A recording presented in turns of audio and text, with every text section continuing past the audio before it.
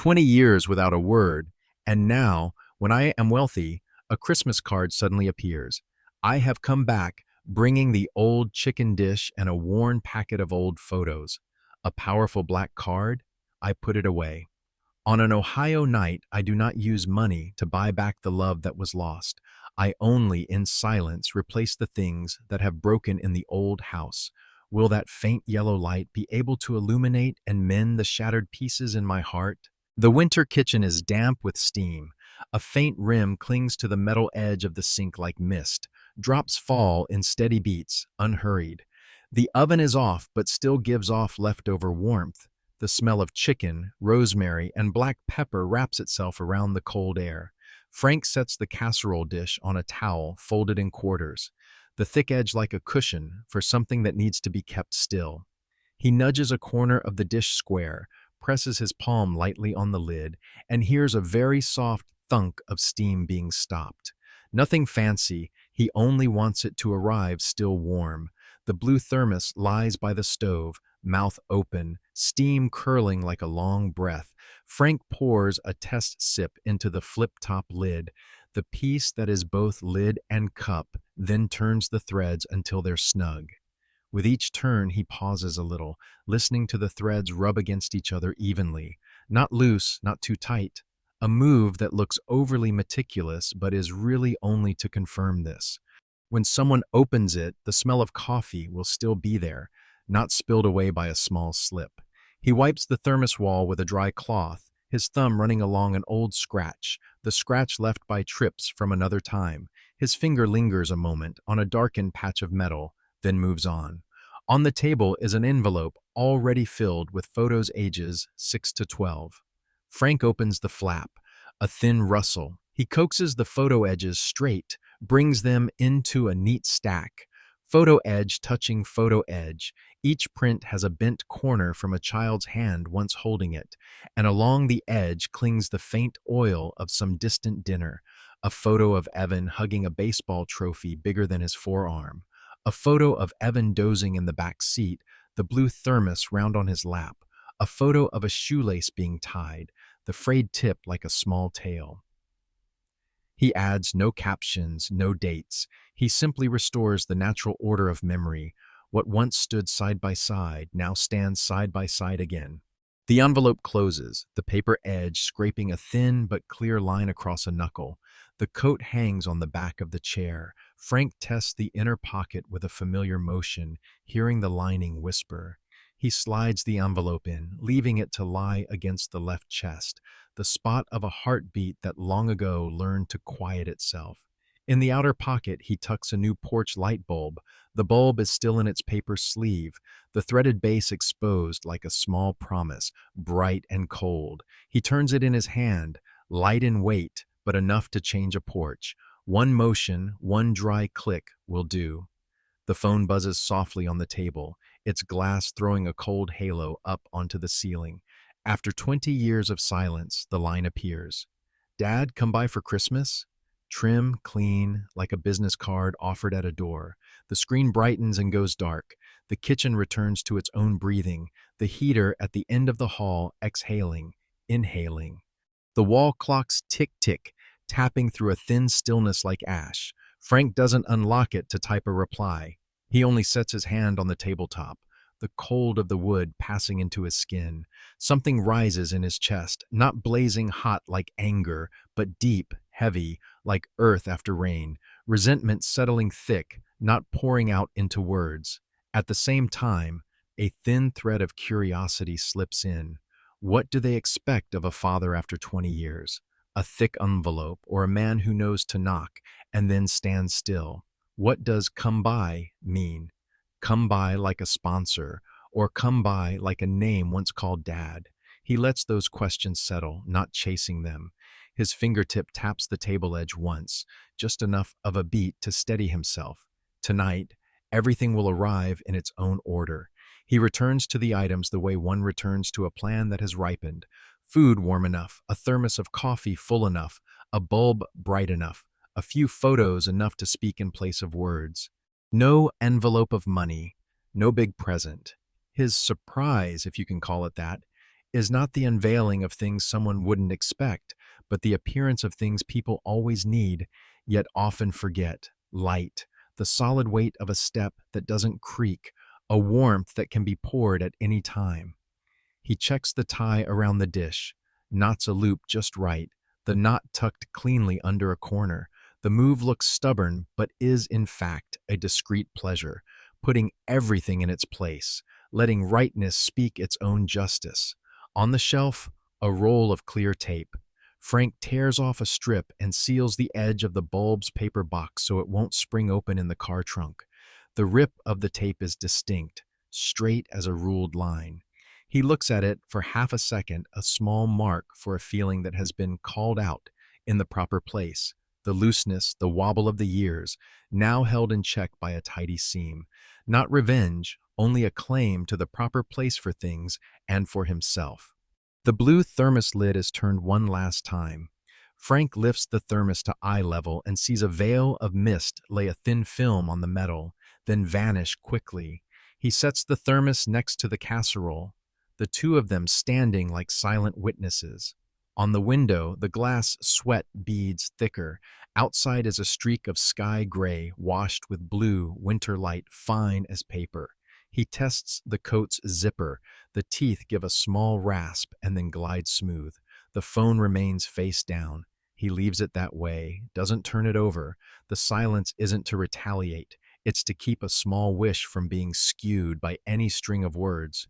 Just once to be called Dad, not a sir, trailed by the question mark of money. Before switching off the kitchen lights, Frank touches the sink's rim. The cold water film soaks into the pad of his thumb and pulls him back to the present. He turns the faucet knob one more notch. The last drop falls and stops. The room stands still. The casserole is lifted. The blue thermos goes into a canvas bag. The envelope lies against his chest. The bulb sits in the outer pocket, his hand unconsciously covering it as if shielding a spark. Before stepping out, Frank takes one last look around. The table and chairs are square. The dish towel hangs on its proper hook. The clock shows an hour, not too late to leave, but late enough for the street to be empty. He doesn't smile. He doesn't frown either. His face is a still plain, beneath it tiny waves all running toward a single shore. The door closes, the latch sounding softly like a reminder. Go quietly. Deep in the coat, the four things he carries shift against one another as he steps down the stoop. Warmth, light, picture, steam. They make no sound. They only wait for the moment to be set down in their proper places.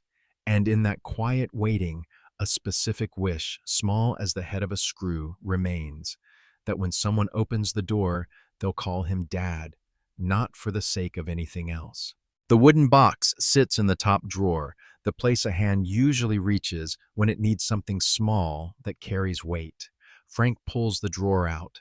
The hinge gives a very soft sound and then falls quiet. The surface of the box is smooth where a hand has touched it for years. The scratch is a jumble like old rain tracks. He lifts the lid, the smell of wood, dry, cold. A cluster of keys lies inside, and hanging from the steel ring is his late wife's ring.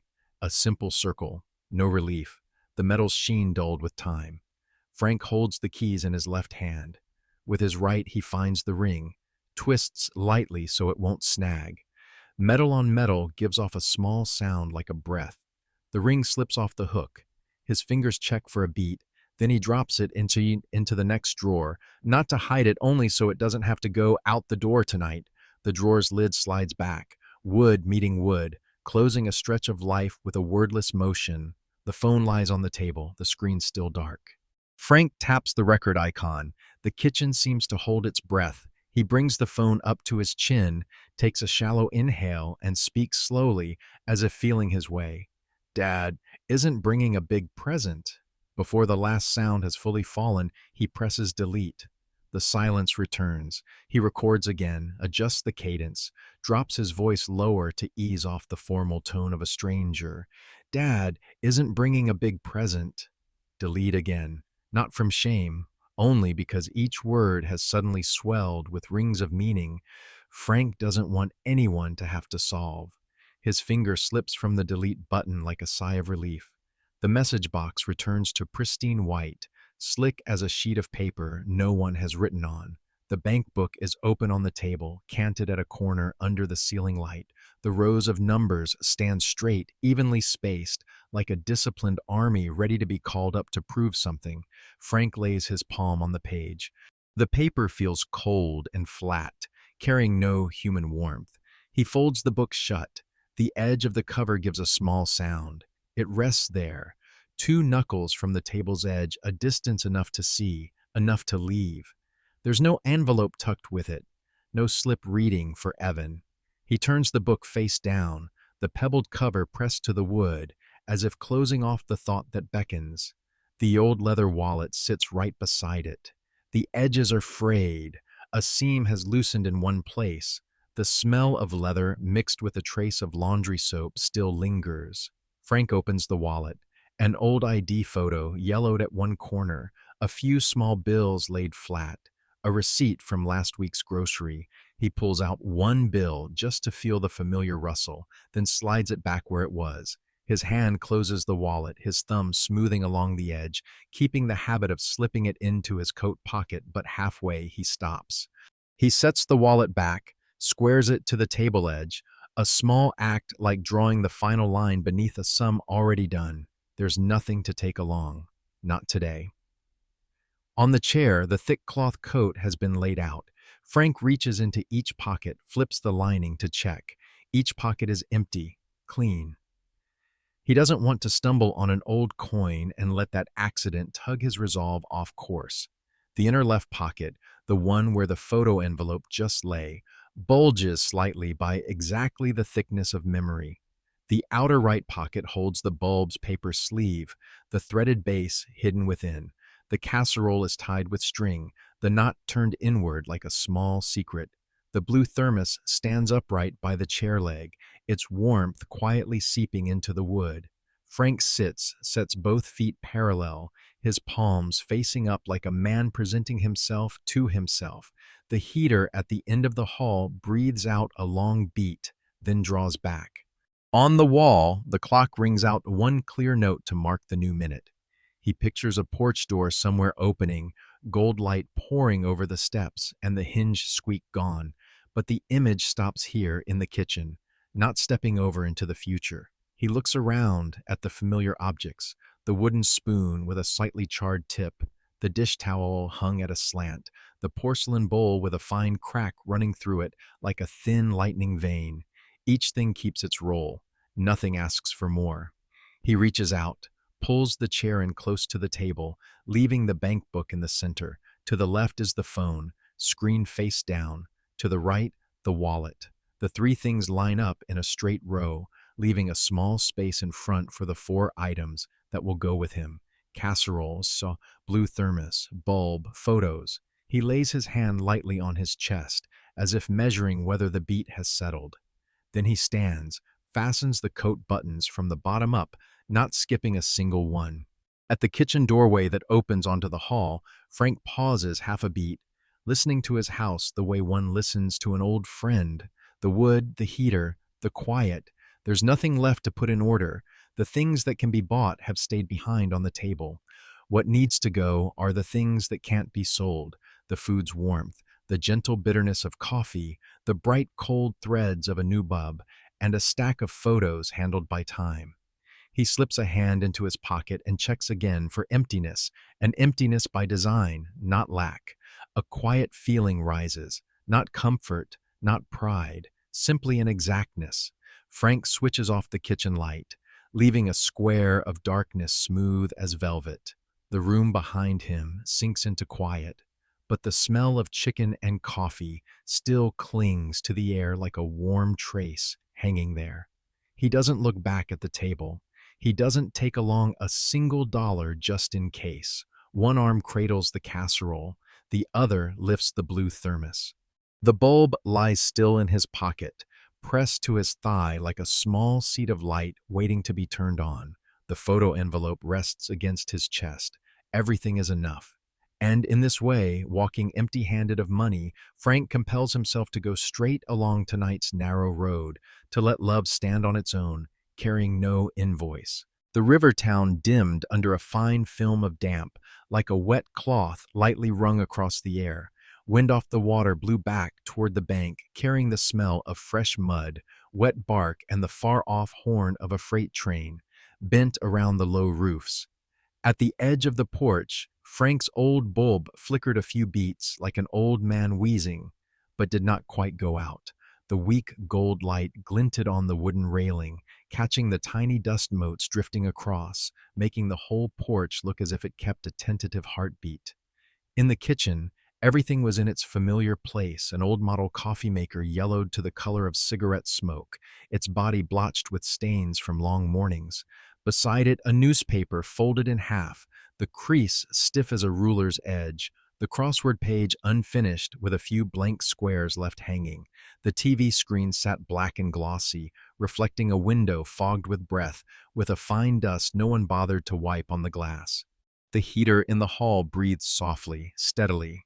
On the table, a wooden spoon with a charred edge lay pillowed on the dish towel, like a hand set on its own shoulder to steady itself. Frank stood at the center of the room, listening to the small sounds that confirmed his presence, the faint scuff of his soles on tile, the cabinet hinge he had just closed, still ringing thin as a string. Everything was calm, but not numb. The kitchen stillness was like a close embrace, neither tight nor loose. He lifted the blue thermos. Warmth traveled from his palm to his wrist and settled, like a weight that knows how to keep quiet. The casserole, in a cloth tote already lashed with cord, sat with the knot tucked into the bottom, soft as a note that need not be played. The new porch bulb lay in his coat pocket, the metal threads brushing the fabric's edge, a small cold dot enough to mark its presence. He glanced at the dark TV, then at the folded newspaper, a habit that leaves a fingertip on his neck. The news page spoke of rain and a rising river level. In the weather section, a cloud icon and a few blue drops. Frank refolded it square, set it on the table's edge, then turned to check the stove knobs, the oven knob, all back at 0, no worry left switched on. He smoothed his hand along the wooden tabletop, paused where the grain darkened like an ink line, then lifted his hand away, leaving the surface as clean chill as it was. Stepping out of the kitchen, the short hall opened onto the front porch. There, the weak light at his house flickered once more and then held, as if it had been invited to hold its breath. Frank bent, his fingertip touching the threshold, a plank worn in the middle by years of shoe soles. The edge nicked in one small spot. The feel of rough grain on his skin drew his thought to a quiet promise. Tonight, go softly. Let nothing squeal. He pressed the back of his hand lightly to the step's edge to test its firmness, the way a tradesman does before handing the keys back to an owner, a small proof that this spot still bears weight. A draft slid along the porch, bringing the river smell sharper. Somewhere, a pickup truck went by, its tires hitting a pothole and throwing up a gruff thump that died quickly. From the surrounding porches, window panes now and then flashed TV green, with the shapes of people sitting close together or sprawled on fabric chairs. The sign of a place at the corner of 3rd and Maple blinked a weak neon. The streak of light was caught by a skin of mist and fell into tiny drops along the letter edges, as if the whole town were drawing itself under a damp blanket. Frank turned back for a brief beat and reached to switch off the small table lamp in the kitchen corner. The warm glow cut cleanly, the room sinking into a fine gray. He eased the inner door shut so it wouldn't strike the frame. The latch seated with a dry click just loud enough to hear. Then he faced the porch again, standing before his own flickering light. There was something of waiting in that glow, not calling, not holding him back. He put a hand to the glass shade, not turning anything, only feeling the faint warmth through the thin glass, enough to know it still had strength. A thing not fully gone out can still keep company, even if its rhythm sometimes lags. He looked down the run of steps, thin moss along the edges, a streak of dried mud like sentences not yet wiped away. Frank set the toe of his shoe on the first step, lowered his weight, then drew back and listened. Silence. He moved again, his shoulder brushing the damp air. His whole body relearned how to go like water running a riverbed. No hard jostle, no striking the bank. One hand tucked close around the casserole. The other kept the blue thermos covered by the coat. In his pocket, the bulb made no sound. Every item had been taught how to be quiet. At the last threshold, Frank set his finger to the sill again, as if signing an invisible pledge. He lifted his head, looked across the yard, past the dark line of trees, and farther still to the murky ribbon of river breathing into bands of vapor. This town is used to people going down to the water to think their lives over. Tonight, he wouldn't stop there. He only borrowed the damp chill of the wind and the even measure of the water to set a rhythm inside himself. Go, set down, then leave without startling anyone. The porch light flickered once more, a very slight beat, like the blink of someone seeing a traveler off. Frank closed his hand on the rail and stepped down. The sound of his soles on the wood was so light you had to strain to hear it. He passed through the weak light of his own house and out onto the narrow road that runs along the river, where the damp curled around his ankles like a gentle cat, carrying exactly the four things he had chosen, and a promise spoken to the threshold. Tonight, another door will open without a single squeak. Evan's house carried the scent of cinnamon right from the porch, though the porch light itself was off. A string of lights hung askew from a window hook to a bookcase, the small, pale yellow bulbs blinking on and off because of a loose connector. In the kitchen, knives and cutting boards stood on the rack, water dried. The last drops drew clear streaks along the steel spines before vanishing. The sink was clean, with only the round mark of an upturned cup. The refrigerator gave a little click and fell quiet, then pulled a thin draft of cold out through the gap in the slightly faded rubber seal. The dining table sat off-center from the room, one corner touching the rug. The spread was laid out. A foil-wrapped tray of roast meat, a bowl of mashed potatoes still holding warmth, a deep red cranberry sauce dish set in the middle like a period. Evan leaned over, lifted the edge of the foil to check the heat, then set it back exactly where it had been, smoothing the seam flat with two fingertips, a habit of not wanting anything to be left too exposed. He opened the oven and slid in a cookie sheet. The smell of butter and cinnamon flowed into the living room, thicker now, carrying the feeling of things just done to doneness. On the counter, a small pot was mulling apple cider with a few broken cinnamon sticks, the surface trembling lightly. Evan turned the flame down a notch, his mouth slightly pressed. He glanced at the front door. Someone had just come or gone, the hinge dragging out a long, thin squeal like a pin skated over glass. Guests passing brushed shoulders, leaving a swath of cool air and scattered laughter. Each time the door opened, the darkness on the porch poured in like a black cloth, wrung across the threshold. The light switch was right there. No one bothered to flip it because the bulb had burned out. On the shoe rack, an old bulb lay in a chipped porcelain cup. Its lip nicked the black dot at the filament tip like a full stop. Evan looped through the living room and bent to pick up a napkin someone had dropped. A bottle cap rolled past his foot. He absently nudged it toward the corner. The cap hit a table leg, changed course, and clacked twice more. He stopped, glanced back, took 3 steps, and bent to pick it up. His palm closed around the cold piece of metal. He set the cap into his other hand, the one holding a small trash bag, then tied the bag, twisting the mouth twice, and dropped it in the bin. The motion was decisive but unhurried. Done, he turned his head toward the group near the sofa. His mouth paused for a beat, then curved lightly, smiling along at something not very funny, just enough to keep the air. Back in the kitchen, Evan took a white porcelain plate, arranged a few good-looking slices of roast, a spoon of mashed potatoes, and drizzled a bit of cranberry sauce.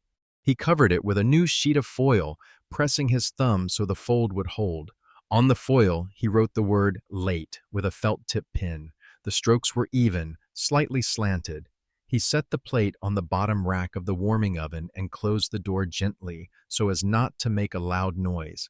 Next to the oven, on the counter, sat an empty plastic container with its lid open. He dropped in a few cookies he'd just taken out, their surfaces cracked with a small fissure, cinnamon sugar clinging brown. He waited a second, then added a third. the lid shut with a soft clop, just loud enough to hear. At the porch door, the squeal cut in again. Evan tilted his head, eyes narrowing. He stepped over and pressed a hand to the door's edge, pulling it through a smaller arc in hopes of softening the sound. It still squealed. He bent and peered into the hinge gap. The old oil had dried, fine dust clinging in a gray rim. He didn't have oil right here. On the nearby shelf, there was only a small toolbox with a few spare screws, a short screwdriver with a cracked handle, and a roll of cloth tape. He put the box back instead of trying a half measure and making it worse. His hand left the door, letting the darkness on the porch stand as it wanted, the askew string lights in the living room, one end snagged on a coat hook on the wall, the other on the window latch.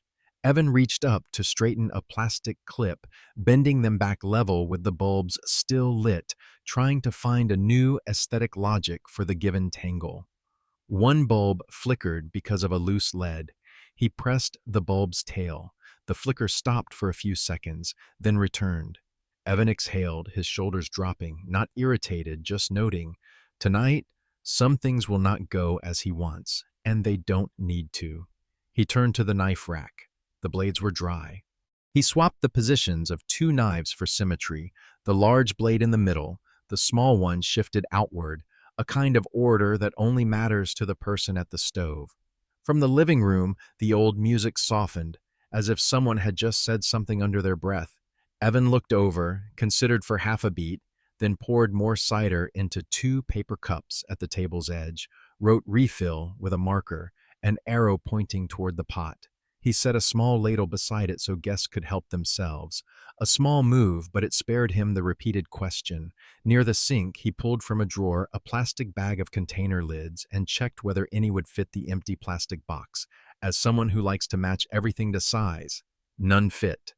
He folded the bag and pushed it deep into the drawer, pausing at the edge to hear plastic rasp wood. He started because the door's squeal sounded again, longer. This time, Evan moved faster, catching the door edge so the person arriving wouldn't have to hear another scrape. His gaze slid across the porch light switch. His finger touched the cold plastic face and then let go, the habit of trying to flip something you know is broken, like trying to call an old name you know won't be answered. The windowsill beaded with rain into tiny drops, lit by the string lights inside. Evan opened the fridge, took out another plate of pre-marinated meat, set it on the counter, and shook on a pinch more pepper. He lifted the cast iron skillet, wiped the old oil, and heated the burner. A few beads of water on the surface flashed off, leaving glimmering dark streaks. His shoulders rolled once, his back loosened, the motion of someone still young, but already used to carrying the little responsibilities. From the porch's dark, the whoop slid in again. Evan glanced out, as if at an unresolved problem, then returned to the pan. The flame rose steady. The first sizzle sounded soft. He pulled a spare chair near the table, slightly out, turned its back toward the kitchen so he could pour more drinks without knocking anyone's elbows. He set a folded napkin on the seat, a silent sign for the latecomer. Beside it, he placed the cookie box with the lid snapped shut, the corner of its label facing outward. Small things arranged in a quiet, disciplined row. The door moved again. Evan leaned, using his own body as a buffer between the door edge and the frame, swallowing the squeal. The person entering brushed his shoulder, the smell of damp coat mixed with wind. He stepped back, his hand reaching out to take the coat. Someone was shrugging off, hanging it on a hook in a motion that made no sound. He said nothing, only a slight nod, the way a host keeps the tempo without forcing anyone to follow. The porch light was still off, the darkness holding the stoop like a not very big secret. Inside, the cinnamon smell thickened as the batch finished. The knives and boards stayed dry. The string lights stayed askew. The door still squealed each time someone came or went. But in the oven, the portion for the latecomer kept warming bit by bit, holding a place in silence. And Evan, amid the house's small clicks and clacks, kept moving like a narrow run of water, straightening a towel edge, picking up a fallen thing, dampening a noise, keeping a portion for someone else, motions no one noticed, enough to speak to the nature of a person when words aren't needed. The alley leading to Evan's house was dark as a strip of velvet soaked with dew. cold from the river, slid through gaps between houses, laying on the thin skin of the face a damp film like spent rain. On the porch, the burned-out bulb left a glass shade filmed with dust. Moisture beaded on the glass, reflecting Frank as a streak that merged with the dark. The doormat's "Welcome" was worn to a ghost, only a few broken strokes standing alone. The little mailbox beside it bore an old label, the plastic edge chipped, the letters faded by weather. He let his eyes pass over it and paused half a beat, as if recognizing something familiar among a crowd of unfamiliar things, then moved on. Inside, the air bumped against the door like oven heat, cinnamon mingled with butter, a touch of roast's richness, and the sweet tart trace of cranberry.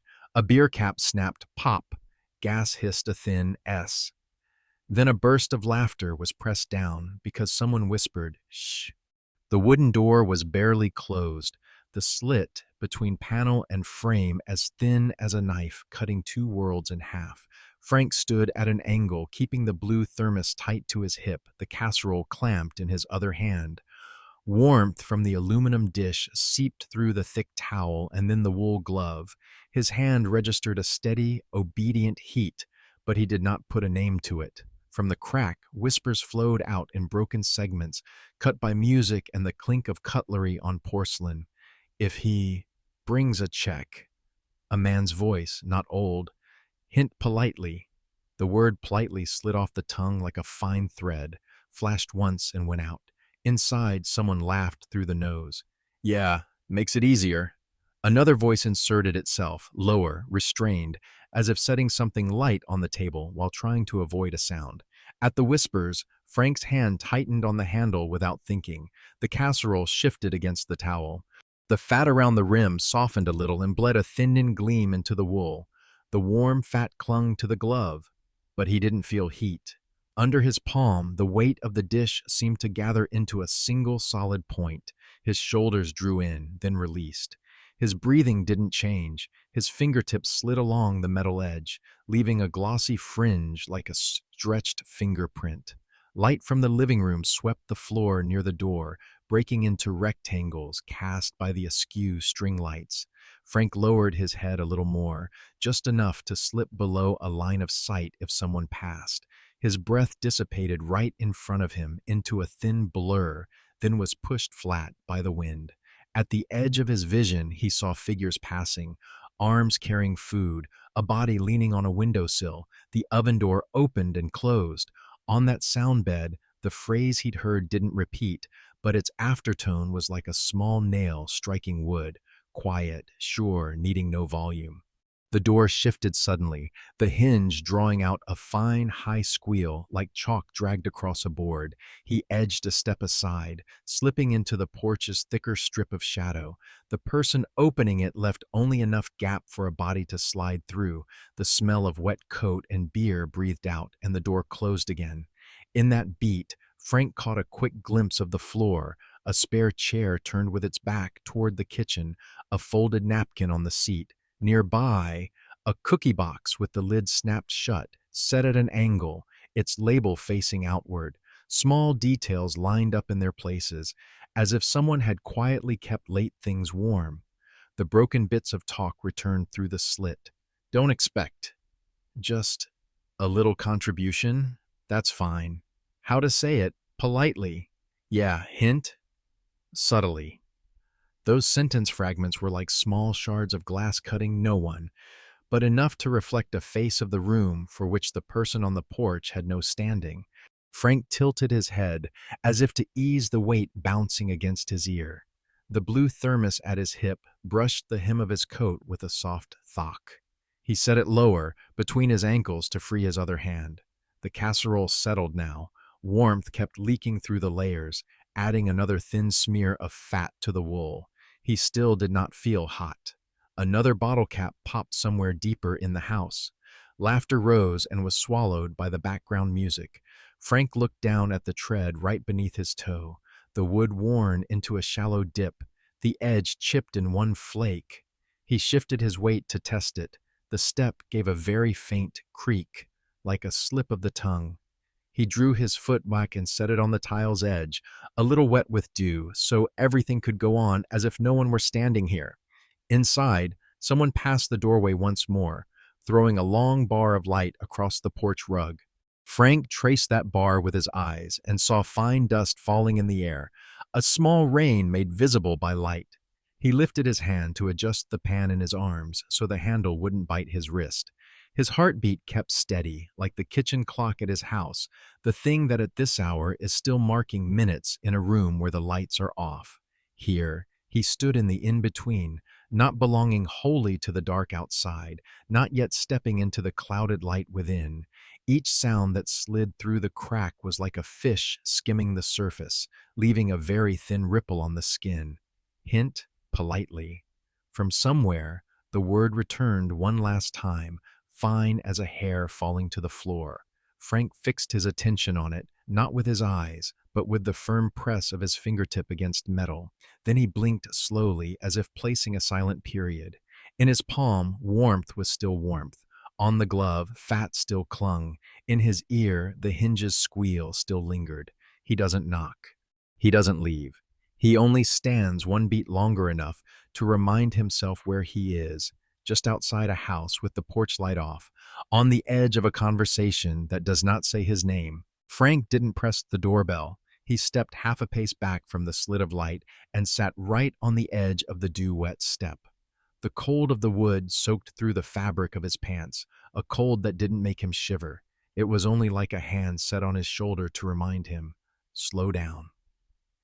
He set the casserole close to his hip, drew the blue thermos between both hands, his palms cupping the warm metal so the heat moved through his finger joints like a second blood stream just reconnected. Inhale, hold, exhale.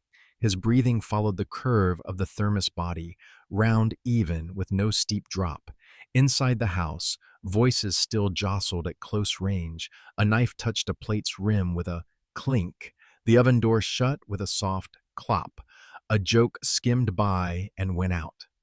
Each time the window quivered lightly in the wind, the askew string lights in the living room flickered an unfinished beat, casting a warped golden dot onto the porch that touched the back of his hand and then withdrew. Frank's shadow fell down the steps, as long as the yard itself, then was smoothed thin by the wind. He sat so still that the clock in his chest seemed to shift slower, as if adjusted so as not to disturb the order of a house holding a party. The phone in his pocket buzzed a short beat. Frank took it out. A pale blue light sprang up on the screen, edging his fat-smeared wrist with a cold rim. A late text had arrived. "Let us know when you get here so we can arrange gifts for convenience." The single quotes around those two words were like an unfriendly wink. He looked at the line, let his eyes travel the sentence's brief length, then stopped at the word convenience like a break. No emoji, no name, no trace of the writer's breath, only a request neat and clean, polite enough for no one to fault, distant enough for no one to mistake. In the top corner, the little notification flipped status, seen, an invisible stamp pressed onto something quietly brought to an end. Frank did not reply. His thumb slid off the keyboard. The screen dimmed like an eye closing on its own. He set the phone face down by his thigh, leaving space for his hand to return to the thermos. The fat around the cuff of the wool glove had cooled a little, clinging in a faint glossy smear. He turned his wrist slightly to tuck the smear to the inside, the way one pushes a tiny thorn behind the lining so it won't rub the skin anymore. A thin draft crawled across the porch, carrying cinnamon and butter from inside, mixed with the dry tail of roast smoke at the back of the nose. Frank took a short breath. The smell touched memory in a quiet way. Old dinners, porcelain plates with hairline cracks, a child's unsteady hand holding a spoon. He looked down at his toes, dry riverbank mud clinging in fine scratches, like the handwriting of someone who hasn't sent a letter in a long time.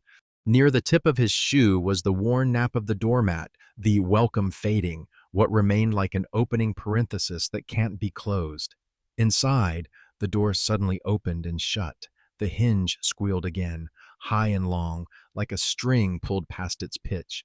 Frank felt his body react, shoulders slightly hunching, his hand tightening one notch on the thermos. But his breathing stayed even because he held it with both palms set on the warmth, as if on flat ground. No one came out. No one said his name. Laughter, like the kind shared by people meeting up for no one in particular, swept past and sank into the rug. He bent and set the thermos on the step below, letting the wood's chill climb his forearm in place of the metal's heat. For a while, he just looked at the empty space ahead, not a nothingness, but a sheet of clear glass set between two people. Behind the glass, shapes moved and sounds passed through, but warmth did not cross. Frank tried to picture himself pressing the bell, sending a sentence across that pane like a sneeze. He saw the words split in two, one half touching the party, the other falling onto the porch. He shook his head very lightly, as if brushing dust from an eyelash. Another vibration came more slowly. Not a message, just a stray notification. Frank put the phone back in his pocket. His hand brushed the edge of the photo envelope in the inner pocket of his coat, the stiff paper edge snug against the seam, a voiceless object that nonetheless was present. He pressed his chest lightly to be sure it was still there. What he had brought was not a number that could be lifted from a bank book, but images that had once been warm in someone's hands. That feeling helped him rise without stumbling. He lifted the casserole, slipped the handle into the crook of his arm, and with the other hand took up the blue thermos again. Before leaving the porch, Frank set the tip of his finger to the edge of the broken glass shade, not turning it, only touching. Fine dust clung to his skin. He drew his hand back and wiped it on his coat hem, leaving a tiny clean streak. No one saw it. No one needed to. Then he turned away. The step underfoot gave a very soft creak. This time it sounded less like a flaw and more like a small goodbye. He walked slowly, letting the sound of his soles dissolve into the alley's damp, the way ink dissolves into water. At the curb, Frank paused for one beat, not to look back, but to let the hem of his coat fall and take its shape again. The river town's lights blurred like eyes, softened by mist. Far off, a train horn pulled a long line and was gone. He recognized the feeling settling in his chest as neither a rending kind of sadness nor a bursting kind of anger. It was a still distance measured by the cold that remains after you've put on your coat, measured by a scene status lying quiet on a screen gone dark. This distance didn't belong to addresses, not a house number, not miles on a road. It was the space between two breaths that no longer look for each other. Frank walked on. He carried the silence of the porch the way someone folds a thin cloth into a pocket to wipe away an invisible drop from his mind. No one needed to hear his explanation, and no one owed him a nod. Somewhere in a back corner of the yard, the door squealed again. He didn't turn this time. The road ahead opened under low trees, the pavement mottled with damp patches like the back of a large fish. He went into it with four things sufficient for use, and with an understanding now rightly named. Tonight, he wasn't standing outside because the house was crowded. He was outside because people's hearts had put their belongings elsewhere. The Third and Maple sign blinked softly in the mist, the neon letters thin as a shaky ink stroke. Inside, the diner kept warm with the steady heat of the grill and fresh coffee. The glass door was fogged. Each time someone pushed in, the bell jingled once and the cold air was stopped by the old doormat. Frank chose a vinyl upholstered seat, split along the seam, and sat by the window. His coat lay beside him, the blue thermos propped at his feet like a well-behaved dog lying by its owner. The casserole went in the inner corner, its strings still tidy. On the tabletop, a sugar jar, a creamer, salt and pepper shakers, and a steel napkin holder, the corner of the box dented as if time had taken a test bite. The counter at the back cracked open the familiar clatter, dishes knocking together, spoons tapping rims, the fryer venting steam. Ruth passed by, a woman in her 50s, hair tied neat, canvas shoes worn at the heel. The fatigue of a long night sat on her shoulders, but her hands were still quick. Clean, she set down a carafe and poured coffee into a thick-walled cup. The black liquid flowed unhurried, carrying a warm smell that calmed the nose. She slid the cup toward Frank and with her other hand set down a plate, a slice of pie cut even, the caramel top glossy brown, the edge of the crust crisp and lightly cracked. "For warmth," Ruth said, as if dropping a small stone from her hand, and moved on. She didn't wait for change. On the paper check clipped under the saucer, the line pie did not appear, only coffee, bottomless. Frank lifted the cup with both hands, letting the thick ceramic warm the bones of his fingers. He took a small sip, feeling the coffee run down his throat like it was opening a narrow passage. Outside, the streetlights dyed the face of the mist a faded yellow. Old tire tracks on the curb went dim. He looked into the glass in front of him. The pane clouded with the breath, reflecting a man in a dark coat, evenly sprinkled gray hair, a chin with a sparse shadow of beard. His reflection looked old, but the two hands around the cup were steady, his thumbs now and then smoothing the rim, a long habit of someone who spends time waiting. Ruth came back and poured another half cup. On her tray were paper sugar packets, a small creamer, and a white cloth napkin with a blue border. At the next table sat a young couple, the man in a knit cap, the woman hugging a scarf too big for her neck. In the far corner, a truck driver dipped bread into a bowl of meat soup, eating while looking at the football scores on the TV, hung high. The sound of spoons and forks made a moderate metal soundtrack, unhurried, like small rain tapping a tin roof far away. When the porch light is on, people breathe easier, Ruth said offhand as she tilted the curtain to look out at the street, her voice like a feather duster brushed across the sill. The remark fell onto the table between the cup of coffee and the slice of pie, aimed at no one in particular. Then she went to serve another table, hands still deft, steps still light. Frank didn't write that line down anywhere. He let it slip into the coffee's steam, into the crispness of the pie crust under the knife. He cut a small piece, the fork tip going through the apple filling that still held its threads, the juice touching the tip of his tongue, sweet and sour to the mark. At the rim of the plate, crumbs of crust fell like warm sand. He ate slowly, not from hunger, but from a habit that had saved him many times. Slow everything that can be slowed. Condensation kept gathering on the glass. Each breath of the diner stamped a blurry ring, then was wiped away by Ruth's cloth, leaving a surface ready again for the next layer of steam. In the instant the pane was just clean, Frank saw the street's reflection more clearly. Porches with scattered lights, a few doors with peeling paint. The Third and Maple sign reflected as smears of backward letters. Below, shoe prints speckled with dry mud arranged themselves into improvised punctuation marks. He set the back of his hand on the table edge, listening to the small beat beneath the skin. The cup was half empty, a thin ring clinging to the wall like ink drawn on the stoneware. The blue thermos at his feet tapped his shin lightly, a quiet reminder. The casserole in the corner still radiated a very narrow circle of warmth, enough for one pair of cupped hands. Frank drew it closer to him, not to hide it, but as if resetting things into a formation that lets you breathe. Warmth nearby, light in the pocket, pictures at the chest. Ruth came back again and set down a glass of water without asking. She glanced at the pie with one corner gone, flicked a quick look at Frank's hands, then out to the blurred window. "It's very damp out there." She added nothing more. Her hand set the tray down and straightened a crooked sugar packet, like someone adjusting a collar for a person about to go somewhere. Frank answered with a very slight nod. He laid the fork against the plate. Metal touched porcelain with a single ting, thin and clean. On the glass, his reflection tilted a little, the angle just enough to look like someone about to stand up. He didn't stand yet. He looked closely at his hands. The bluish veins, the short-cut nails, a faint scar at the base of the index finger things that proved something simple. The hands were still steady. That steadiness asked for nothing. It only waited to be put to the right use. Behind the counter, a small radio put on an old song, a low, smooth female voice running over a gentle guitar.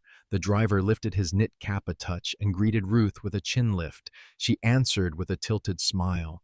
Everything in the diner seemed at the right pitch, no one speaking too loud, no one in a rush.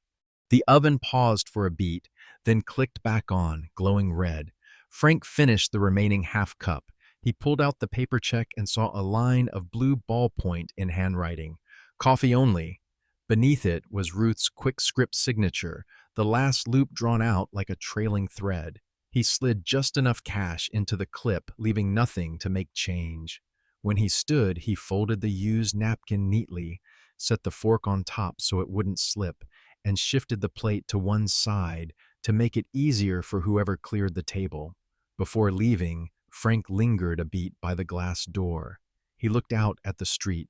On someone's porch, a gold dot flared and went dim. Another held steady. The window's sweat breathed a cool layer onto his cheek. In the corner of the reflection, his silhouette shrank but did not blur. He drew his hand from his pocket and tightened his grip on the casserole handle, a motion that needed no testing. His hands did not shake. Inside, the cup on the table had stopped steaming. The remaining slice of pie leaned slightly on the plate as if waiting for someone else to arrive late. The bell jingled as he pushed the door. Cold poured in, biting the skin like tiny grains of salt. Frank pulled up his collar and stepped down. Behind him, Ruth said something to the driver. Her voice mixed with the clink of dishes and drifted out like coffee steam. The sentence, "When the porch light is on, people breathe easier," still lay somewhere on the just cleared tabletop, needing no frame. Out here, the damp wind tiptoed down his collar. In his coat pocket, the bulb's threaded tip tapped the fabric, a cold dot patient to be turned into its rightful place. Frank tightened his hand and went. Out of the diner, the damp wind slapped at his collar like a wet cloth. The Third and Maple sign flickered behind him, the neon letters dimming for a beat and then forcing themselves back on. The street leading toward the river was washed with gold light mixed into the mist, and along the low row of houses, porches lit here and there. This dot held steady like an eye already open. That one lagged a little, blinked once and held. The gold light didn't tear the night. It only opened a small breathing path through the damp cold settling down. Ruth's earlier sentence didn't ask for an answer, but it stayed in him like a pin stuck through thin paper. When the porch light is on, people breathe easier. Frank walked slowly along the sidewalk, letting the smell of coffee left in his coat blend with river mud and the wet smoke of the night. He watched how light from a porch fell onto the steps, revealing the nick along the wood's edge. Watched the shadow of a door swing back and forth without a squeal. Those small details lined themselves into a simple logic in his head. Tonight, no arguing, no explaining, no demand for a name, only fix the things within reach. He opened the car door. The hinge settling into the metal body made a sound as soft as a small act of yielding. The blue thermos went into the center compartment, the casserole strapped with a cloth belt on the back seat so it wouldn't slide. The porch bulb lay in the outer coat pocket, the cold threaded tip touching the back of his hand each time it passed, a reminder small enough. Frank started the engine. The sound was low, smooth, like an old person's voice speaking close to the ear. Green numbers came up on the dash, then softened. He didn't turn on the radio. The river town receded into a blur, the window panes beating with breath into unreadable script. At the second turn, the tires pressed through an old strip of water, flicking up a thin sound like a thread drawn through a seam. Frank turned onto the narrow road that runs along the dock. A few porches there lit as well, laying light on the concrete in skewed trapezoids. No horns. Tonight, all the sounds chose a just enough level. When the Maple Street sign slid past the glass, Frank already knew where he would go. He slid a hand into his pocket to feel again the slender shape of the paper sleeve. The bulb was there in its place. From a distance, the alley to Evan's house opened like a dark ink line drawn between two walls. He tapped the brake lightly at the alley's mouth and switched off the headlights. Darkness swallowed the car's nose in a blink, leaving the dim glow of the instrument panel inside like an oil lamp cupped in a hand. The car rolled slowly over asphalt peppered with gravel. At the back doors of the houses, a few trash bins sat askew, their lids wet with dew, neighbors' lights clinging to their surfaces as tiny beads. A black cat shot across, tail up, and vanished at once into the shadow of the wooden stairs.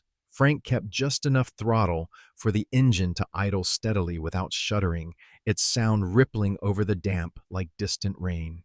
He parked offset toward the line of trees, leaving space in front of Evan's porch the way you leave a path for someone about to step out. He cut the engine.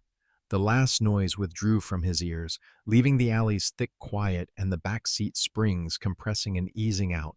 Frank sat still for one beat, his eyes getting used to the dark. The back door frame of Evan's place like a well mouth without a light, the stair rail with a strip of paint peeled, pale wood showing, the faded doormat skewed off the door as if someone had nudged it with a toe. Somewhere, a hinge drew out a line of squeal again, smaller than earlier or the night had simply thickened. He cracked the car door to let the cold in and lowered the window a short span so the damp could touch his skin. The decision inside him took clear shape, brief as a margin note. Say nothing, set it down, smooth it to silence, leave. That order pressed all other words out of his head, like a hand smoothing a wrinkled sheet of paper. He checked one last time. Blue thermos in the compartment, casserole behind the seat, bulb in the pocket, photo envelope against his chest. 4 things sufficient, and enough for tonight to have light, warmth, and pictures that know how to speak. From inside the house, a strip of an old song leaked through a crack and dissolved at once in the cold air. Frank opened the small compartment by the wheel and took out a packet of napkins Ruth had slipped into the tray when clearing his table, a small, unspoken gift. He tore one free and wiped his palms. The grease streaks had set into a dull shine. The dry paper smell mixed with the faint butter from the casserole, making the car feel strangely close. He closed the car door with a reduced hand, letting the latch seat into the frame without a sound. Low clouds rolled in the sky, the town lights reflecting as a thin orange film. Farther off, the river was a black strip without an edge. Frank put his coat back on, raised the collar to cover his nape, his left hand gripping the dish's handle, his right sunk in his pocket touching the bulb's threaded tip, a cold dot waiting to be screwed in. He dropped his shoulders, set his breathing low so the first step wouldn't make the wood speak. In his mind, after one dry click, the porch light would hold steady. After that, the hinge would stop squealing. A stair tread would be shimmed to take weight. Not a miracle, just small operations so another person could step through the door without being woken by the sound of a flaw. When he pictured that, he felt his chest let out one notch, like unfastening a button that's too tight at the collar. Frank stepped out of the car's shadow and into the alley's shadow. Everything was ready enough. The rest was the work of 2 hands. He walked toward the dark porch, the engine off, the headlights off, and somewhere inside him, an idea had just switched on, steady and warm. Frank stood under this dark porch eave, his hand slipping into his coat pocket to touch the paper sleeve of the bulb. He drew it out, tore the edge with his nail, the soft rustle like a breathing rhythm. The glass shade was filmed with fine dust and moisture. He rose on his toes, turned the shade gently, lifted it down, and set it carefully on the faded doormat. The old bulb lay bare in the socket. The glass smoked, the black filament in the middle like a period. He reached up and turned it counterclockwise, feeling the threaded base work through each groove. A drop of water pooled on the rim of the socket fell onto the back of his hand, cool, pulling him right into the present. The new bulb sat neatly in his palm. He raised it to eye level, looked for a second, then set it into the socket. The threads bit snugly, the sound of metal on metal, dry and clean. His wrist turned slowly, unhurried. At the stop, he backed it off, a quarter turn very lightly to avoid over-tightening. The switch was right beside it. He touched it. A crisp, dry click. The light came on and held steady, no flicker. A ring of gold poured down the steps, bringing out the chips, the thin lines of moss, and even the streak of dried mud along the tile edge. The porch stopped being a black well mouth. It became a place that could breathe. Frank hung the shade back up and quickly wiped the glass with a tissue pulled from his pocket, the kind Ruth had tucked into the tray. The haze lifted, making the light cleaner. He bent and picked the grime clinging under the rim, balled it in his palm, then dropped it into the small trash bag by the step. His motions were even, soundless. His hand went back and forth like combing a sleeping child's hair, a wide-toothed comb that doesn't hurt. The hinge on the door to his left dragged into a squeal again. Frank turned his head slightly. He ran his fingers along the hinge spine. The old oil had dried, fine dust settling into a smooth gray. He stepped back out to the car, opened the small compartment by the driver's seat, and took out a little bottle of machine oil, something he'd kept since fixing the hinge at his own place. Back on the porch, he set the casserole against the wall, the blue thermos by his foot. He eased the latch, pulled the door through a narrow arc to expose the hinge knuckles, one drop on the top joint, one on the middle, one more on the bottom. With each drop, he sent the door through a short swing to draw the oil in. The squeal rose once more, shorter. The next time, it was only a breath. He wiped the excess with a corner of the tissue, smoothing vertically until the surface brightened a little, like skin just creamed. He closed the door, opened it, then closed it again. 3 quiet beats, like testing strings after tuning.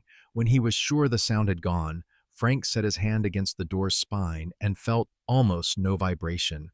He lowered his hand, straightened the skewed doormat, and smoothed an old crease flat.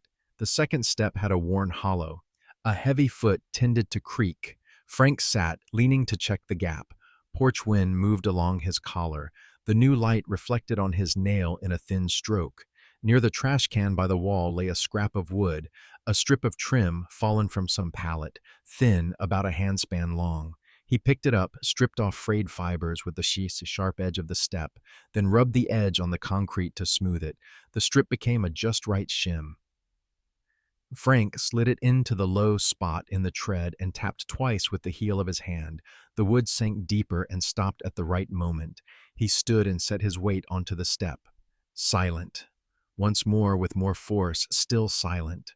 He stepped up, then back, shoulders easy, ear listening. No more dry groan of old wood. The step took the weight like water takes a handful of pebbles, smooth, without resistance. Under the new light, Frank looked around. A thick line of dust at the base of the door frame, dirt streaks from guests' shoes sliding along the baseboard.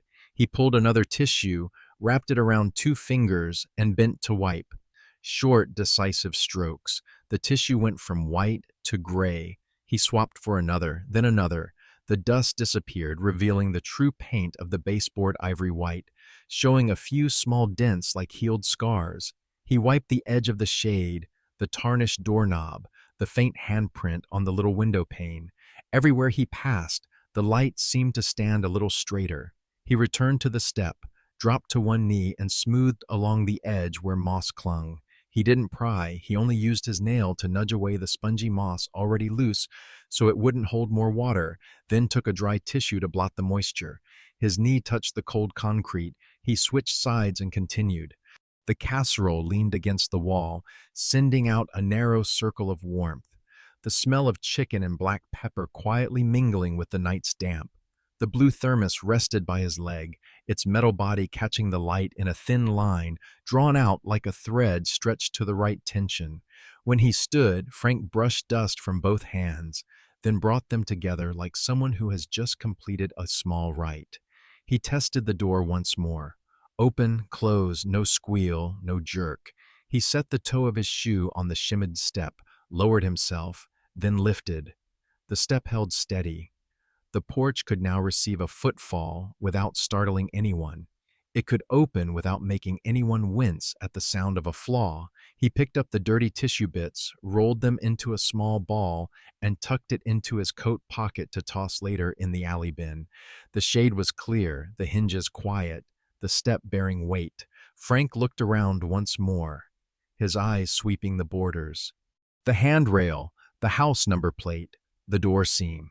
He used his thumb to rub away one last streak of dust on the edge of the number plate, bringing out the brighter digits, then drew his hand back. These small things couldn't erase the past, but they changed how a person feels before stepping into their own house. He stepped back half a beat to let the light cover the newly groomed porch. The wind moved through. The light didn't tremble. Frank bent to lift the casserole off the floor and drew the blue thermos closer. Under his palms, everything kept to the chosen order. Warm, bright, quiet. He breathed in, the smell of old paint mixed with the cinnamon drifting from inside, easing the scorched trace of the old hinge. His hands were still steady, his motions economical, like a tradesman who knows his job. With one last short wipe along the door's edge, he gave a very slight nod, not praising himself, only confirming, this spot, tonight, catches less. And if someone comes back tired, at least this porch will not speak in protest. The newly switched-on porch light spilled a warm golden trapezoid across the tiles. Frank set the casserole right in the middle of that pool of light, a towel folded in quarters underneath so the heat wouldn't print a brown mark on the floor. The glass lid wore a thin film of condensation, the tiny beads of fat fringing the rim quivering as if whispering. He turned the dish's handle inward so whoever opened it wouldn't burn a hand. He drew the blue thermos closer, placing it a touch to the right for visual balance, the spout facing the door, the lid cup tightened just enough so when someone lifts it, it will feel smooth to the hand. He touched the safety lock, checked it once more, then let his finger go. The warmth was still there. The mouth of the thermos breathed a faint mist that vanished as soon as it met the air. Frank took the photo envelope from the inner pocket of his coat, the stack of stiff paper having pressed through the thin skin of his chest. He set the envelope down beside the blue thermos, tucking one corner slightly under the towel beneath the casserole so the wind wouldn't whip it away. The envelope's edge faced the door, so the first hand to touch it would meet not curiosity, but the feeling of something that had been waiting for them already. The photos hid inside, giving a faint rustle when he smoothed them flat. From another inner pocket, he took out a neatly cut piece of white paper, the smooth-faced kind, folded once to give it stiffness. The ballpoint clicked with a small tack, blue ink feeding the tip. Frank wrote slowly, even letters, each stroke holding a breath. When you need hot coffee, just pour. Dad leaves this here if you need a warm cup. The final period wasn't big, but it was firm. He raised his head for a beat, looking at the line the way one looks at a hand just set to the right place on a clock face. No explanation, no added sentence. He placed that slip of paper between the blue thermos and the casserole, its bottom edge pinned by the lid cup propped on a slant. A draft from the alley threaded under the porch eave. The note trembled very lightly and then lay still. In the golden light, the pen strokes looked warmer than the ink's true color, as if they had absorbed some of the heat from the four corners around it.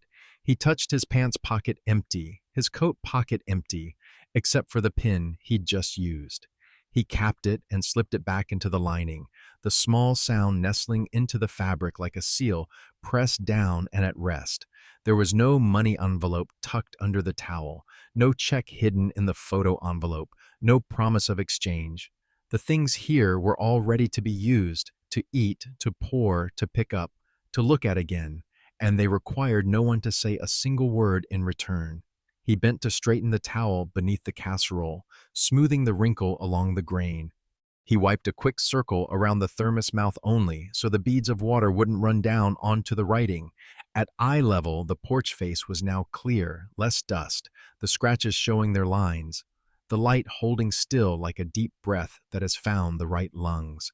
On the door handle, the tarnish had been lifted in part by the tissue, letting the gold light catch a thin line of shine. Frank stepped back half a pace, taking in the whole one more time, like someone making the final adjustment to a framed photo. Casserole blue thermos envelope note. 4 things forming a simple composition, nothing extra, nothing missing. He touched the edge of the note with a fingertip, pressing lightly to set it. His fingertip picked up a faint blue smear. He wiped it on the tissue, the smear turning into a pale blotch, then disappearing into the folds. Inside, the music changed tracks. At the hinge, the old squeal had become a soft breath. Frank looked at the still-closed crack of the door. No figure standing right there. He let his hand hover open for a beat in the air, like greeting a patch of space, then lowered it and took the casserole handle in a very gentle hold, not to lift it, but to confirm the dish was settled. He laid his other palm on the blue thermos. The moderate warmth seeped into his skin, enough to trust the first cup poured wouldn't disappoint. A dirty bit of tissue lay in the corner of the porch. He picked it up, rolled it small, and slipped it into his coat pocket to toss later in the outside bin. His eyes swept the tread's edge, the wood shim seated flush, level. He tested a step very lightly, weight down and then off. No sound. He tried again, more decisively. Still quiet. One corner of the doormat still sat askew. He nudged it square to the door, the faded welcome, like an old smile, not entirely gone. Frank bent to pick up the lid cup, checked one last time that the note still lay straight, then set the cup back on its edge like a small stone, holding a page down. He left no signature, no given name. Those who need to know will know. For those who don't, these things are still useful. He straightened, drew a short breath, the cinnamon from inside brushing lightly at the tip of his nose, not as sharp as when he first arrived. The wind shifted, the light swept a golden streak across his pant leg and withdrew. Frank fastened the top button of his coat, his two hands closed together for a second, as if sealing what had been done. He turned. His foot came down on the newly shimmied step. No sound. He took another step, shoulders loose, collar raised to meet the damp. Behind him, on the porch, the light held steady. On the tiles, four things sat in their proper places, waiting for another hand. Frank slid the pin back into his coat pocket, letting it tap once like a nod to himself. Then he went down the rest of the steps, the sound of his soles dissolving into the quiet night. No money, no conditions, only enough to use, and the step, as if to confirm it, stayed silent. The newly switched-on light stood steady on the porch like a thin layer of honey. The party inside settled after a burst of loud laughter. The old music drifted slow. The cinnamon and butter grew less sharp. Evan pushed the door and stepped out, his hands still keeping the habit of bracing for the squeal, but the hinge only breathed softly and went quiet. He paused for half a beat at the silence, like someone who has been waiting for a familiar pain that doesn't arrive. The golden pool wrapped around the things set on the porch, the casserole in the middle, its undercloth smooth and flat. To the right, the blue thermos, its metal body dim with vapor. Beside it, a beige photo envelope, its edge pinned by the lid cup propped at a slant.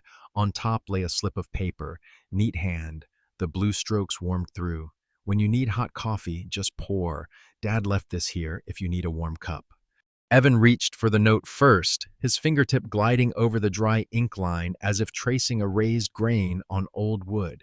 His blinking slowed. He set the note back exactly where it had been, turned the lid cup slightly to hold it, then pressed his palm to the casserole lid to test.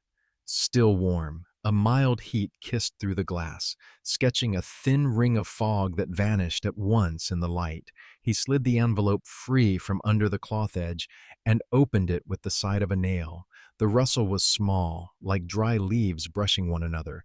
The photos slid into his palm, their edges lightly bowed with time. Evan turned one to the top, a little boy hugging a baseball trophy. Cap askew, ears red from the wind, small arms clutching a cup nearly half his size, mouth open mid-laugh and not looking at the lens. Sunlight in the picture slanted across the boy's back, catching the baby hairs around his ear into a thin halo. Evan's hand naturally supported the photo's edge as if holding something fragile. The next one, the back seat of a car, window fogged, the boy asleep, head tipped into the seat belt, hair slick with sweat. A blue thermos shaped, just like the one in front of him, resting round on his lap. The lid in the photo was clicked down one notch, the metal a bit scuffed. Evan's eyes went between the picture and the real thermos. His index finger unconsciously touched the faint scratch on the present thermos in the same spot, as if the scratch had grown up with the person. He sat on the edge of the now quiet step, one knee bent, one leg stretched to the rim of light. From inside, someone's laugh fell into breath. A chair scraped keck on the floor, but the rug swallowed it. Evan set two photos on his knee and fanned a few more. Sneakers being laced by grown hands. A thin blanket pulled across a belly. A mud-smudged face with milk teeth white as paper laughing at something outside the frame. In each one, the boy seemed to be running towards something. Even asleep, his lower lids puffed a little with a dream not yet gone. The corner of Evan's mouth eased. Not a big smile, just a gentle curve that loosened his face. At the bottom of his eyes, A small bright patch rose as if someone cracked a window open in his chest. He lifted one photo closer to the porch light, the boy with the trophy. He tilted it to let the gold pour in, the paper grain flashing fine specks. Yeah, he didn't say it aloud, but in his throat there was a very quiet, yeah. It had been like that. He had once been a happy child. Wind slid under the eaves. The house's cinnamon shifted course, mixing with the warm metal smell of the thermos. Evan laced two fingers through the lid cup handle, a familiar feeling running along his palm, like a string finding its note. He didn't open it. He only held it, enough to feel the warmth still moving through his finger joints.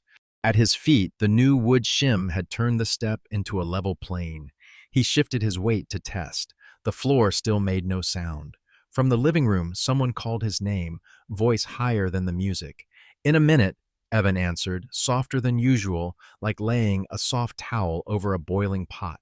The sound just cleared the door's edge and faded. He slid the photos back into the envelope, smoothed the flap flush, and tucked the lower edge under the cloth so it wouldn't lift.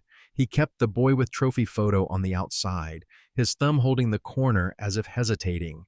The porch light caught a line of brightness across the back of his hand, the hand of a man used to lifting and carrying, with a calloused patch at the base of the index finger, but now holding something thin as if a hard cough could tear it.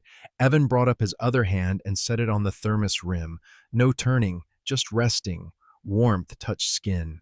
Inside, a knife cut a cookie with a single chk. A few laughs tapped together and went out. He lowered the photo, slid it into the envelope, and pushed everything back to where it had been placed. He stood. The hinge didn't squeal as he pulled the door open wide enough for a body. Before going in, Evan paused half a beat, looking back at the porch. Casserole warm, blue thermos full, the note undisturbed. The gold stood like a light breath between him and the inside. He inhaled. His throat felt a shade less dry. His hand touched the doorknob, his thumb finding the clean, bright patch that had just been wiped. Then he slipped through the gap, leaving the swath of light to rest behind him, like a sign that needed no name. Across the street, among the low trees, Frank tucked himself into a dark patch like an upturned boat's hold, listening to the porch light pour down. From that distance, he saw the door open for a moment and then close. The hinge only breathed softly, no screech slicing the ear. The floor under someone's feet shifted weight and stayed quiet, like water taking a pebble.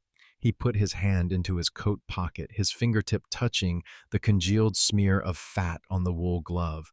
That cool slickness brought him back to his specific self, a man who had just finished a few small jobs, right enough. Okay, he said very softly, just enough for the layer of leaves near his chest to hear. The word fell from his mouth onto the damp ground and didn't bounce back. He pulled his coat collar up another notch, the edge of the fabric brushing a soft line along his jawbone. On the porch, the casserole stayed where it was. The blue thermos kept its warmth. The beige envelope lay within reach. The note held under the tilted lid cup didn't flutter. He didn't take anything back. Those things had their places there tonight. The river wind shifted, carrying cinnamon all the way to this side of the street. Frank stepped back another half pace, his back touching the cold, damp trunk. He didn't try to count how long he'd been standing here. The minute hand in his head shut off its ticking. A bicycle skimmed across the mouth of the alley, its headlamp scraping a young moon arc onto the pavement and then vanishing into the dark. From the house side, a group's laughter was muffled by the rug. The music thinned into a narrow strip, bumping no one. The door closed softly again, like someone shutting a notebook after turning the page they needed. Frank changed the hand in his pocket, the emptiness there confirming a decision that didn't need repeating. The phone lay still, no glow. He looked over at the porch light, gold to just the right degree, not glaring. It lifted the door frame, showed the moss line at the base of the wall, now less wet, and drew a warm band across the faded doormat. The line between inside and out was no longer a black edge. It was a smooth plane you could step across without fear of being woken by a flawed sound. Enough of that was a great deal for an evening.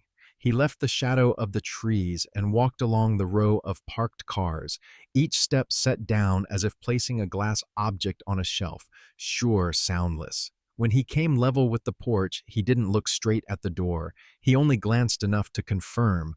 The writing still lay still. The lid's handle still pinned the edge of the paper. The gold light didn't blink. For a moment, he saw his shadow blend into the light, a figure thinning, then slipping free of it, leaving no trace.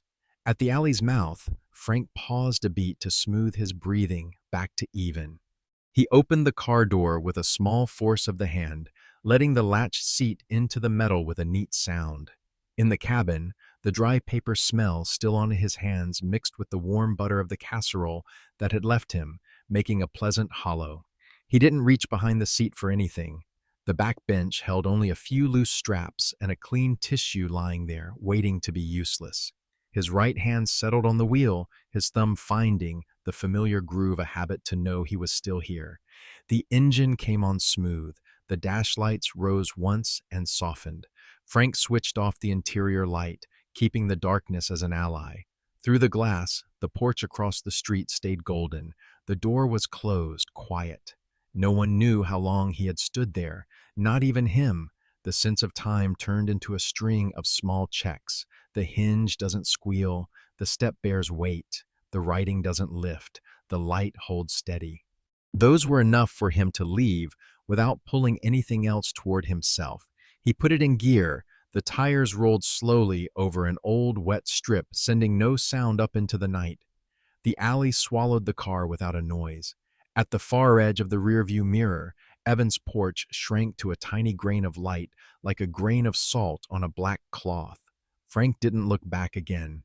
He let his shoulders drop, the corners of his mouth neither lifting nor sagging, his face flat as a river on a still night. His hand turned the wheel just enough to take the car toward the water. The night went on breathing, even as the engine. And somewhere behind him, a door stayed closed softly, no longer squeaking. The night had shed most of its voices. The door had been closing softly for a long while. The string lights in the living room still hung askew, but had stopped blinking. Past midnight, the cinnamon smell grew gentle, mixing with the damp spilling in from the lit porch. Evan sat on the shimmied step, his back against the door frame, his feet set parallel on tiles still warm. The blue thermos stood beside him, a fine film of moisture on its metal body. He unscrewed the lid cup and poured a little. The black stream of coffee fell into the cup with a just audible sound, like someone tapping a fingertip on a far-off table. The first sip touched his throat, carrying a warmth that wasn't only heat. It ran through his chest like ink soaking into paper, not flaring, just spreading. He set the cup on his knee, his palm around its rim to hold on to that feeling a little longer. At the porch's edge, the slip of paper with blue strokes lay still, held by the lid cup tilted across a corner. The casserole eased down in warmth, but the glass lid still beaded like a sleeping brow. The phone buzzed once when he tapped the power. The screen lit a pale blue, sharpening the dust motes drifting in the porch light. 2:13 a.m. An empty message field with no recipient sat there like a window already open. Evan lowered the cup, his thumb on the soft keyboard, pausing half a second as if to reset his breath, then typed. The words came out neat, without ornament. The step doesn't creak anymore. The coffee is still warm. He read it once, added no emoji, no name. His finger sent it. The screen brightened a shade and went dark, leaving an easy darkness just under his breastbone. Evan took another sip. On the tip of his tongue, the gentle bitterness was just right, like an explanation written in the correct number of words. He glanced at the photo envelope again. Its edge rasped the cloth beneath the casserole with a small rustle. He didn't pull it out again. He only set his hand on it, feeling the thin stiffness of the past years. Inside, the refrigerator clicked to close a cycle. The slack-hung string lights gave a faint shiver at a draft through the door crack. The hinge had stopped squealing. Everything, silence included, had dropped a key to soft. He sat a while longer. Coffee vapor rose in soft rings in front of him and dissolved into the porch light. At the end of the street, the river was probably breathing in its own way. Here, the porch kept time for the rest of the night. Evan set the lid cup back on the thermos, tightened it one notch so the warmth wouldn't run off too quickly. Then he stood, phone pinched in his hand, and stepped inside. The door closed without a reaction, like someone already reassured. Down at the riverfront, only the water's touch at the stone bank remained. Tiny ripples like fingerprints rubbed along a long board. The cast iron bench was damp with dew. Frank sat at the left end, leaving space on the right. He set down another thermos steel gray beside the bench and unscrewed the lid. Heat slipped out thin as pencil smoke. He poured 2 cups, one for himself, one set in that empty space. The warmth from the other cup stood a while before the river wind thinned it. The phone in his coat pocket buzzed once exactly. Frank took it out. The screen threw a cold stripe of light along his wrist. The message appeared in full. The step doesn't creak anymore. The coffee is still warm. No name, no icon writing along. He let his eyes go over each word the way you go over a tread that's just been shimmed. Sure, silent, strong enough to bear. In the lower corner, the 2:13 a.m. timestamp sat small as a stamp. He didn't type a reply. The screen went black and the river grew denser. Frank raised his own cup and drank. Warmth moved from tongue to back. He turned the other cup a slight angle so the handle faced the water and left it there. His breath whitened thin and merged with the mist. From the far bank, streetlights reflected into blurred gold streaks on the water. Evan's porch wasn't here, but the thought of it sat in his head like a steady dot, unblinking. He laid his hand on the bench and felt the paint flaking into small scales, the roughness of time under his fingers like healed scars no one feels the need to salve anymore. He checked the thermos enough for a few more sips, enough for the cup beside him if anyone came, but no one needed to now. Frank leaned back into his backs against the bench, his eyes on the dim that smelled of fresh mud.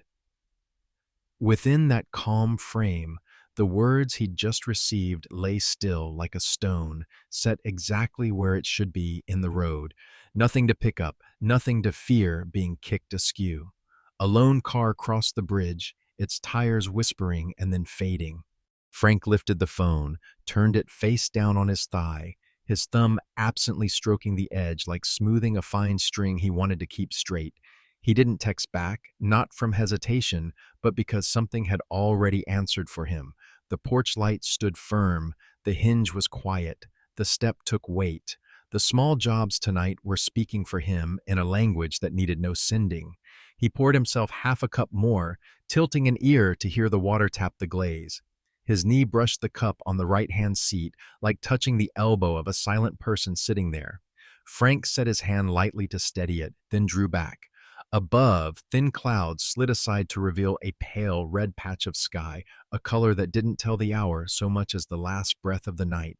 When his own cup held only warmth at the bottom, Frank set it down and capped the thermos. The phone stayed face down.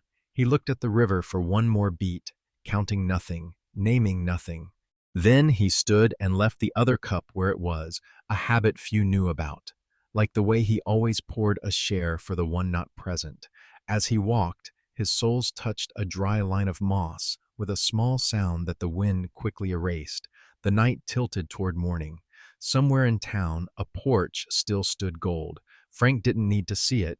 He let it, like that message, serve as the reply for them both, and the rest let morning understand on its own. A few weeks later, the river town changed its smell. The damp wind bit the face less. The porches took rain more sparsely.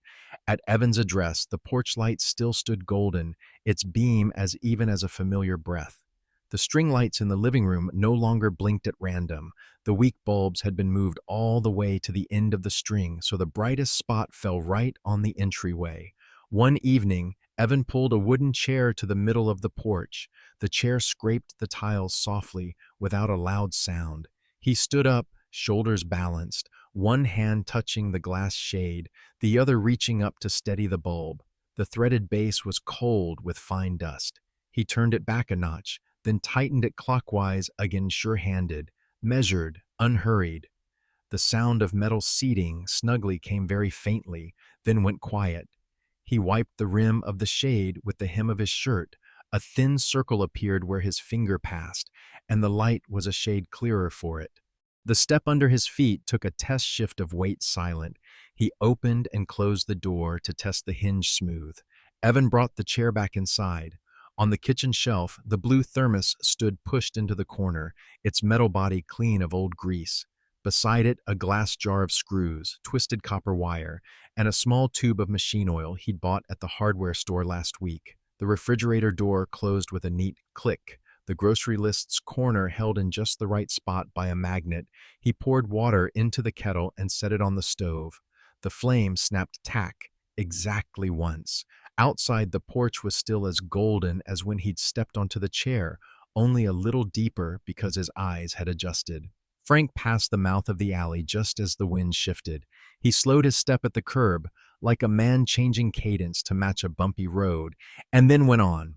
In the car's trunk, a small box of spare bulbs turned gently with the curve, tapping the plastic wall with a very soft thunk. Sparrows for himself, not to come back here. Through the trees, he saw Evan standing on the chair with his hand to the light, then lifting the chair back inside. The door closed softly like the first time. The porch stood still, golden. Frank didn't stop. He only eased his speed just long enough for his eyes to confirm two things. The bulb had been tightened. The one tightening it knew what he was doing. The corner of his mouth flicked a small curve without pulling the cheek muscle. The smile wasn't for the bulb, now standing firm, but for that sure-handed motion for someone who knows how to tend a small thing within reach. He went on, his hand brushing the steering wheel lightly, the way one smooths a paper edge before folding it. On the back seat, his coat was still neat, the old coffee smell lingering at the cuff, mixing with the river wind. Inside the kitchen, Evan turned off the stove when the kettle just reached a lively simmer. He opened the upper cabinet, took down a thick-lipped porcelain mug, poured water, and dropped in a bag of black tea. On the shelf, the blue thermos stood next to a folded electric bill, clipped under a leaf-shaped magnet.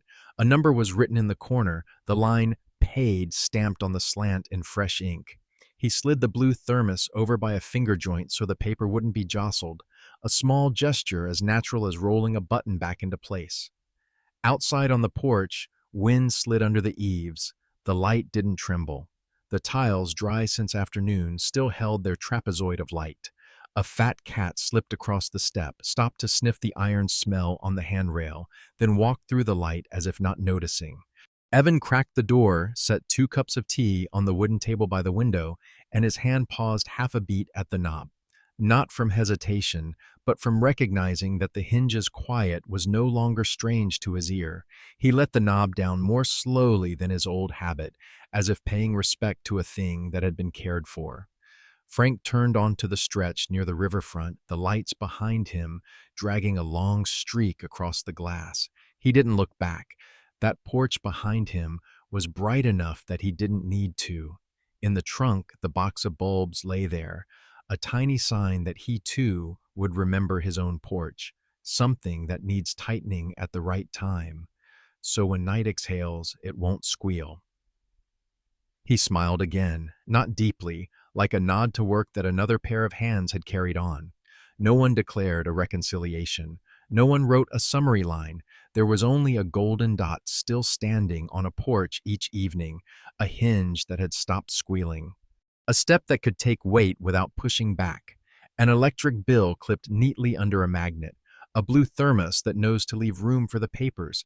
Those things flowed together into a breath that was less hurried. Night fell evenly. The river town kept the sound of water at a gentle pitch. Along the row of houses, a few more porches glowed.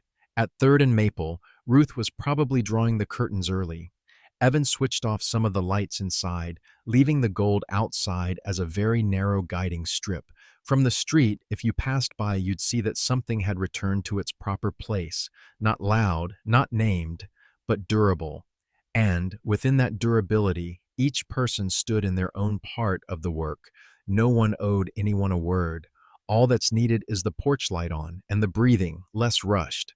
In the end, no one owes anyone an explanation. What remains is only a porch standing golden late into the night, a hinge that no longer squeals, a step that bears weight without complaint. The blue thermos changes place, from a father's hand to a corner of the son's kitchen shelf, next to the electric bill clipped neatly. The 2:13 a.m. message sits still like a small pin on memory. The step doesn't creak anymore. The coffee is still warm. If you call that revenge, then it's the gentlest kind of payback, refusing to buy closeness, returning silence to where silence belongs, and patiently fixing what's within reach, a light bulb, a hinge, a step, so someone else can cross the threshold without being woken by the sound of a flaw. Justice needs no verdict. It turns into steady golden light and a breath that comes less hurried. Have you ever gotten even that way by leaving properly or quietly mending one small thing? In the comments, write something very short. One thing you would leave on someone's or your own to be enough warmth, a word, an item, a small act, that's enough. We don't need to say much. We only need the porch light on and the heart less wind.